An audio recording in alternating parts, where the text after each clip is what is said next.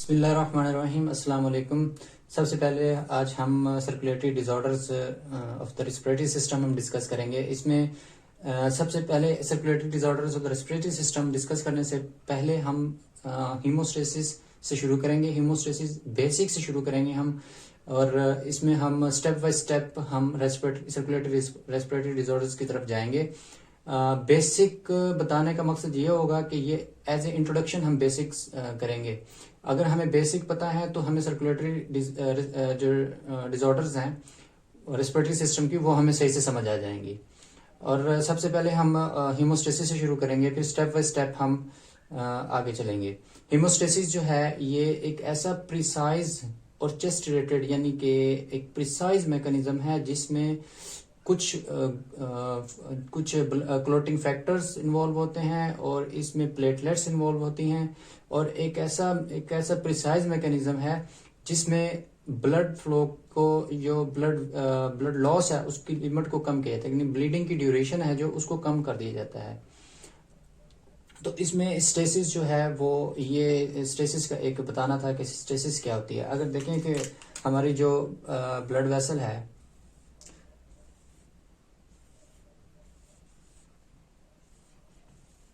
Endothelium, ये है endothelial cells, ये ब्लड वेसल्स है। अगर एंडोथेलियल सेल्स पर इंजरी हो जाती है, सपोज कि यहाँ से ये इंजरी होगी, कोई कट लग गया, कोई छुरी का कट लग गया या कोई भी कट लग गया, तो यहाँ पर इंजरी होगी, ठीक, एंडोथेलियल सेल्स डैमेज हो गए। अब एंडोथेलियल सेल्स यहाँ पर बेसमेंट मेम्ब्रेन है, ठीक है, ये सब एंडोथेलियल स्पेस यहाँ पे। अब यहाँ पर सब एंडोथेलियल सेल्स में यहाँ पर कोलेजन्स होंगे, ठीक है, कोलेजन एक्सपोजर हो जाएगा, और जो सब एंडोथेलियल स्पेस है वो शो होगी। जो सब एंडोथेलियल स्पेस है वहां पर वॉन विलिब्रेंट फैक्टर होंगे, वॉन विलिब्रेंट फैक्टर। जब ये इनकी एक्सपोजर हो जाएगी तो जो जहां पर प्लेटलेट्स हैं जो ऑलवेज सर्कुलेट करती हैं रेस्पिरेटरी सिस्टम, हमारे सर्कुलेटरी सिस्टम में, यहाँ पर प्लेटलेट्स हैं, ये एक्टिवेट हो जाएंगी, ये स्पाइक्स निकल आएंगी इनकी, इसको कहते हैं फिलोपोडिया। स्पाइक्स निकलेंगी, इनको कहते हैं फिलोपोडिया, ये एक्टिवेट हो गई है। अब कुछ फैक्टर्स हैं, कुछ जो इसको प्लेटलेट्स को एक्टिवेट करते हैं। एक तो थ्रोम्बोक्सिन A2 ये एक्टिवेट करता है, और थ्रोम्बिन एक्टिव फॉर्म है प्रोथ्रोम्बिन की।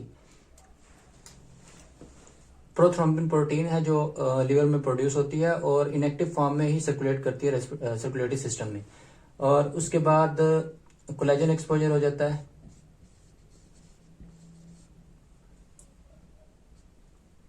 वॉन विलिब्रेंट फैक्टर एक्सपोजर हो जाता है, ये एक्टिवेट करते हैं, ठीक है। और उसके बाद GDP,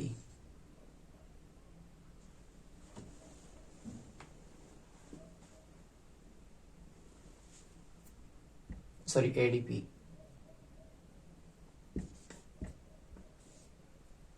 ये डेल्टा सेल जो होते हैं, डेल्टा ग्रेन्यूल्स होते हैं प्लेटलेट्स के, वहां पर ये मौजूद होती है ADP। दो तरह के ग्रेन्यूल्स होते हैं, अल्फा ग्रेन्यूल्स होते हैं और डेल्टा ग्रेन्यूल्स होते हैं, वहां पर ये ADP मौजूद होती है। तो ये कुछ फैक्टर्स हैं जो इसको एक्टिवेट करते हैं, जो फिलोपोडिया निकल जाते हैं, इसके प्रोजेक्शन निकल जाते हैं, ये एक्टिवेट हो जाता है। फिर यहाँ पर ये बाइंडिंग हो जाती है इसकी, तो फिर यहाँ पर कुछ रिसेप्टर्स मौजूद होते हैं जिसको ग्रोथ ग्लाइकोप्रोटीन 2A 2B3A, कुछ रिसेप्टर मौजूद होते हैं जो कि फिब्रिनोजिन के साथ मिलकर ये एक एग्रीगेशन करती हैं। जैसे ही यहाँ पर प्लेटलेट्स यहाँ पर एक्टिवेट होंगी वॉन विलिब्रेंट फैक्टर पर, तो यहाँ पर ये अपने ग्रेन्यूल्स रिलीज करेंगी, और ग्रेन्यूल जो रिलीज करेंगी वो रिक्रूटमेंट करेगी, यानी कि थ्रोम्बोक्सिन जब यहाँ से रिलीज होगा प्लेटलेट से, तो ये रिक्रूटमेंट करेगा, और फिब्रिनोजिन और इसके जो बाइंडिंग बनेगी वो इसको एग्रीगेशन करवाएगी, थ्रोम्बोक्सिन और ग्लाइकोप्रोटीन 2B3A। तो इसकी ये एग्रीगेशन इस तरह हो गई है। और जो एस्प्रिन होती है, ये इस एग्रीगेशन को रोकती है, ये इसकी एग्रीगेशन को रोक देती है, यानी कि फिब्रिनोजन को ग्लाइकोप्रोटीन 2b3a के साथ नहीं मिलने देती। तो ये तो था कि हीमोस्टेसिस क्या होती है। इस हीमोस्टेसिस दो तरह के प्लग बनते हैं, प्राइमरी हीमोस्टेटिक प्लग और सेकेंडरी हीमोस्टेटिक प्लग। प्राइमरी हीमोस्टेटिक प्लग में यही मैकेनिज्म होता है और सेकेंडरी हीमोस्टेटिक प्लग में फिब्रिन की एक्यूमुलेशन हो जाती है, फिब्रिन क्लॉट्स बनते हैं। तो इसमें ये एक इम्पोर्टेंट मैकेनिज्म है कि फिब्रिन क्लॉट बनते हैं। फिर उसके बाद जो एंडोथेलियल सेल्स होते हैं, ये टिश्यू प्लाज्मिनोजन एक्टिवेटर, ये सब्सटेंस प्रोड्यूस करते हैं, ये फिब्रिनोलाइसिस करवाती है। यानी कि जो यहाँ पर फिब्रिन क्लॉट यहाँ पे बन चुका है, फिब्रिन क्लॉट यहाँ पे बन चुका है, इसकी फिब्रिनोलाइसिस करवाएगी, ठीक है, इसको इसकी रेजोल्यूशन करवाएगी, ठीक है, इसको डिजोल्व हो जाएगा ये टिश्यू प्लाज्मिनोजन एक्टिवेटर से। ये था प्राइमरी सेकेंडरी हीमोस्टेटिक प्लग। और उसके बाद हम थ्रोम्बोसिस के बारे में डिस्कस करते हैं। ये सिर्फ एक इंट्रोडक्शन देना था ताकि बेसिक पता होने चाहिए। इसके बारे में डिटेल में हम जो रिस्पेक्टिव चैप्टर है हीमोडायनामिक डिसऑर्डर्स का, उसमें हम डिटेल में डिस्कस करेंगे। अच्छा,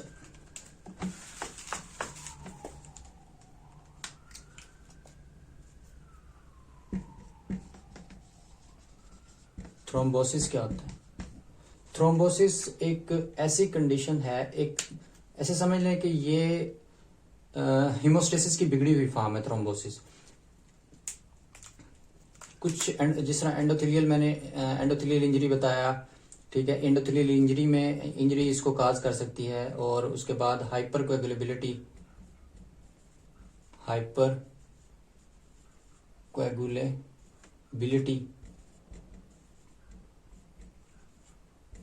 ये इसको काज कर सकती है। एबनॉर्मल ब्लड फ्लो, और ये तीन जो फैक्टर्स हैं ये ये थ्रोम्बोसिस काज करते हैं। जो abnormal blood flow endothelial injury abnormal blood flow भी काज कर सकती है और abnormal blood flow endothelial injury cause कर सकता है। और इसमें फिर हाइपर कोएगुलेबिलिटी हो जाती है एबनॉर्मल ब्लड फ्लो से। और ये एक साइकिल बनता है जिसको कहते हैं विर्चुव ट्राइएड,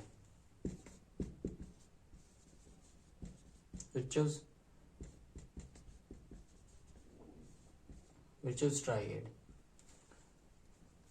तो इसमें जो मेन हमें डिस्कस करना है वो है हाइपर कोएगुलेबिलिटी, जिसको थ्रोम्बोफिलिया भी कहते हैं, थ्रोम्बोफिलिया। और इसके सबसे पहले मैं बाइलिंगुअल बता देता हूँ। एंडोथेलियल इंजरी में ये होता है कि एंडोथेलियल सेल, जिस तरह थ्रोम्बोसिस में पड़ा कि एंडोथेलियल सेल्स डैमेज हो जाते हैं और एंडोथेलियल सेल्स सिक्रीट करते हैं साइटोकाइंस जो होते हैं एंडोथेलियल सेल्स को एक्टिवेट करते हैं। अब जो एंडोथेलियल सेल्स हैं ये थ्रोम्बोमोडुलिन सिक्रीट करेंगे। थ्रोम्बोमोडुलिन की सिक्रीशन को उसकी डाउन रेगुलेट कर देंगे, जिससे क्या होगा, प्रोथ्रोम्बिन थ्रोम्बिन में कन्वर्ट हो जाएगा। और फिर थ्रोम्बिन जो है वो डायरेक्ट प्लेटलेट्स को भी एक्टिवेट करेगा। और उसके बाद फिर ये वही थ्रोम्बिन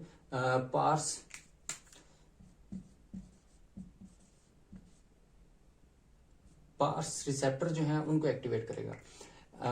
पार्स रिसेप्टर जो हैं ये प्रोटीएज एक्टिवेटेड रिसेप्टर्स होते हैं। ये एक तो ये प्लेटलेट्स पर मौजूद होते हैं और इन्फ्लेमेटरी सेल्स पर मौजूद होते हैं, जिससे एंडोथेलियल इंजरी होगी, ठीक है। और उसके बाद ये फिर टिश्यू प्लाज्मिनोजन एक्टिवेटर को उसकी इनहिबिशन करेंगे, यानी कि जो ये endothelial cells tissue plasminogen activator की इनहिबिशन कर देंगे, ठीक है। ये कुछ factors anti fibrinolytic factors secrete होंगे जो इस टिश्यू प्लाज्मिनोजन की एक्टिवेशन को कम कर देंगे, इसकी इनहिबिशन कर देंगे। और ये एक्चुअली इसका नॉर्मली काम क्या होता है, ये फिब्रिनोलाइसिस करवाता है। अब ये एंटी फिब्रिनोलाइटिक फैक्टर्स सिक्रीट हो गए हैं, अब ये फिब्रिनोलाइसिस नहीं करवाएगा, जिससे क्या होगा, हाइपर कोएगुलेबिलिटी हो जाएगी, ठीक है। फिब्रिनोलाइसिस नहीं करवाएगा जिससे थ्रोम्बोसिस बनेगा और इसकी हाइपर कोएगुलेबिलिटी हो जाएगी। अब अच्छा, उसके बाद नॉर्मल ब्लड फ्लो की बात करते हैं।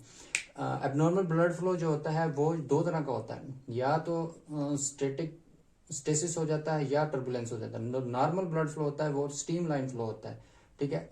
टर्बुलेंस में ये होता है हाइपरटेंशन में टर्बुलेंस फ्लो हो जाता है। तो स्टेसिस में ये होता है कि ब्लड फ्लो कम हो जाता है, यानी कि स्टेसिस में मतलब स्टेटिक पोजीशन पर आ जाता है और ब्लड फ्लो ब्लड जो है वो वेरी प्रोन टू द जिसमें इन्फ्लेमेटरी ल्यूकोसाइट्स होते हैं, न्यूट्रोफिल्स होते हैं, वो एंडोथेलियल सेल्स पर उसके अटैच होने के ज्यादा चांसेस होते हैं। जैसे ही ल्यूकोसाइट या न्यूट्रोफिल्स एंडोथेलियल सेल्स पर अटैच होते हैं तो वहां पर इन्फ्लेमेशन शुरू हो जाती है और एंडोथेलियल सेल्स डैमेज होते हैं, जिससे थ्रोम्बोसिस हो सकती है। और टर्बुलेंस में ये देखें कि अगर ये ब्लड वेसल है, अगर ब्लड बड़ी तेजी से यहाँ से आ रहा है, पहले इस यहाँ पर टकराएगा तो फिर यहाँ पर आएगा। अगर बड़ी तेजी से आ रहा है, टर्बुलेंस होगी, हाइपरटेंशन हो गया है, तो यहाँ पर आएगा, पहले यहाँ पर टकराएगा, यहाँ पर जो एंडोथेलियल सेल्स होंगे वो डैमेज हो जाएंगे, यहाँ पर फिर यहाँ पर जो अनडायरेक्टेड थ्रोम्बोसिस हो जाएगी। और उसके बाद अब हाइपर कोएगुलेबिलिटी हम थोड़ा डिटेल में डिस्कस करते हैं।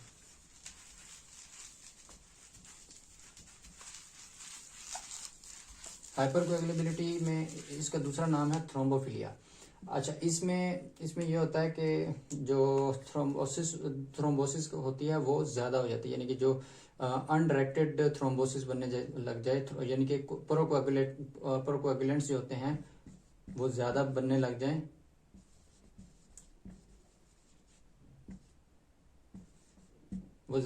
जाए, तो उससे हाइपर कोएगुलेबिलिटी हो जाती है। ठीक है, ये दो तरह की हाइपर कोएगुलेबिलिटी दो तरह से हो सकती है। एक तो प्राइमरी जिसको जेनेटिक कहते हैं, ठीक है, और दूसरी होती है सेकेंडरी जिसको एक्वायर्ड कहते हैं। प्राइमरी में ये होता है कि फैक्टर वी जो फैक्टर 5 जो होता है और 5 लीडन, ठीक है, और उसके बाद प्रोथ्रोम्बिन, ठीक है, इन दो की प्रोथ्रोम्बिन जो है ये फैक्टर 1 है। 13 फैक्टर होते हैं, ठीक है, क्लोटिंग फैक्टर्स। तो ये हम डिटेल में बाद में सब वन बाय वन डिस्कस करेंगे with the respective haemodynamic chapter, ठीक है। और उसके बाद पहले हमें ये ध्यान में रखने की जरूरत है कि ये जो एक्वायर्ड है, जेनेटिक है, जिसको प्राइमरी काज भी कहते हैं हाइपर कोएगुलेबिलिटी का, ठीक है, इसमें ये आ जाती हैं। और ये कॉमनली ये इन फैक्टर्स की वजह से ये हाइपर कोएगुलेबिलिटी है, इन फैक्टर की डेफिशिएंसी की वजह से अगर ये कम हो जाए और ये भी कम हो जाए, इनकी डेफिशिएंसी की वजह से हाइपर कोएगुलेबिलिटी हो जाती है। अच्छा, उसके बाद रेयर जो केसेस होते हैं इसी जेनेटिक काजेज में, रेयर केसेस ये होता है कि सी प्रोटीन की डेफिशिएंसी हो जाती है और इसी तरह एस प्रोटीन की डेफिशिएंसी हो जाती है। अच्छा, मोस्ट जो सेकेंडरी काजेज होते हैं जिनको हम एक्वायर्ड भी कहते हैं, एक्वायर्ड काजेज जो होते हैं उनमें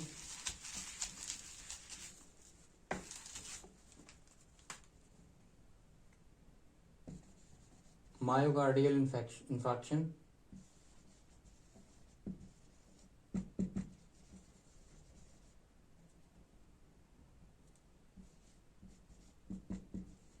infarction,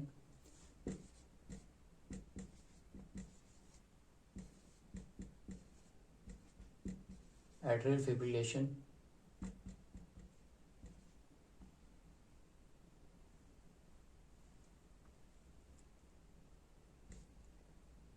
tissue injury,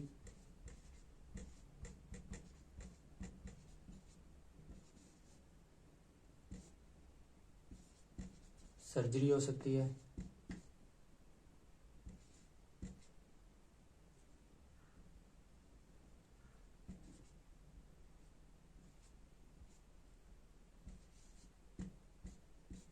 trauma, burn, ठीक है, और उसके बाद disseminated intravascular coagulation, anti phospholipid,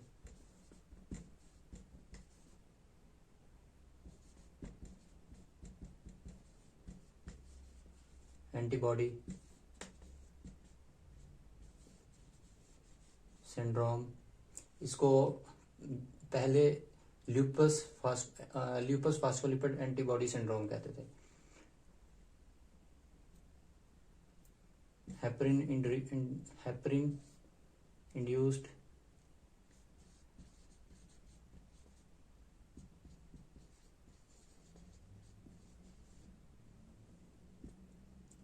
thrombocytopenia जिसमें प्लेटलेट्स काउंट कम हो जाते हैं। तो ये काजेज होते हैं इसमें, और इसमें कुछ और काजेज भी हैं। तो ये सारे काजेज जो होते हैं ये हम इस हाइपरकोएगुलेबिलिटी काज करते हैं। अच्छा, इसमें ये देखें कि जो हेपरिन जो होता है ये हमारे मास्ट सेल और बेसोफिल जो है वो सिक्रीट करते हैं। तो इसमें दो तरह से जो ये हेपरिन जो होते हैं ये कोएगुलेशन को दो तरह से कम करता है, तीन तरह से कम करता है। एक तो ये डायरेक्ट जो थ्रोम्बिन है, थ्रोम्बिन को इनहिबिट कर देगा, ठीक है, इसकी इनहिबिशन करेगा। और फिर उसके बाद ये दूसरा जो तरीका है वो ये जो एंटीथ्रोम्बिन है, एंटीथ्रोम्बिन 3 प्रोटीन, इसको एक्टिवेट करेगा और ये फिर थ्रोम्बिन को इसकी इनएक्टिवेशन कर देगी, थ्रोम्बिन की, एंटीथ्रोम्बिन 3। और तीसरा ये है कि ये हेपरिन जो होता है वो फैक्टर जो होते हैं हमारे फैक्टर्स 9, 10, 11 और फैक्टर 12 इनको इनहिबिट कर देगा और फिर ये कोएगुलेशन नहीं होने देंगी। और जो एंटीफॉस्फोलिपिड जो एंटीबॉडी सिंड्रोम होता है इनमें एक तो रिपीटेड मिसकैरेज होते हैं, और उसके बाद इसमें थ्रोम्बोसाइटोपेनिया हो जाता है, और उसके बाद इसमें रिपीटेड थ्रोम्बोसिस होती है, ठीक है। तो इसमें ये कुछ इसकी मैनिफेस्टेशंस हैं। टिश्यू इंजरी में देखें कि टिश्यू इंजरी जो है इंटरवास्कुलर डिसेमिनेटेड इंटरवास्कुलर कोएगुलेशन में यह है कि सिस्टम ये डिफ्यूज कोएगुलेशन हो जाती है। इसमें बॉडी की जो सर्कुलेटरी सिस्टम है ना उसमें डिफ्यूज कोएगुलेशन हो जाती है। जो टिश्यू इंजरी है इसमें सर्जरी है, ट्रॉमा है या बर्न है। इसमें ये होता है कि जो प्रोकोएगुलेंट्स होते हैं जो वो फैक्टर्स जो कोएगुलेशन को प्रमोट करते हैं उनकी प्रोडक्शन लिवर में ज्यादा हो जाती है, क्योंकि इंजरी हुई है, एंडोथेलियल सेल्स हुआ है, एंडोथेलियल सेल्स की इंजरी हुई है, ट्रॉमा हुआ है या बर्न हुआ है, तो उसमें प्रोकोएगुलेंट ज्यादा स्क्रीट होंगे और जो एंटी कोएगुलेंट्स होंगे वो कम स्क्रीट होंगे, या थ्रोम्बिन टिश्यू प्लाज्मिनोजन फैक्टर जो है उसकी टिश्यू प्लाज्मिनोजन एक्टिवेटर है उसकी इनहिबिशन हो जाएगी, जिसमें ये होता है कि प्रोकोएगुलेंट ज्यादा है और उसमें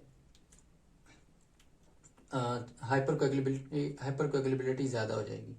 तो ये हाइपरकोएगुलेबिलिटी भी बहुत इंपॉर्टेंट है। इसमें यह है कि एक और है वजह इसकी कि प्रोलॉन्ग्ड बेड रेस्ट।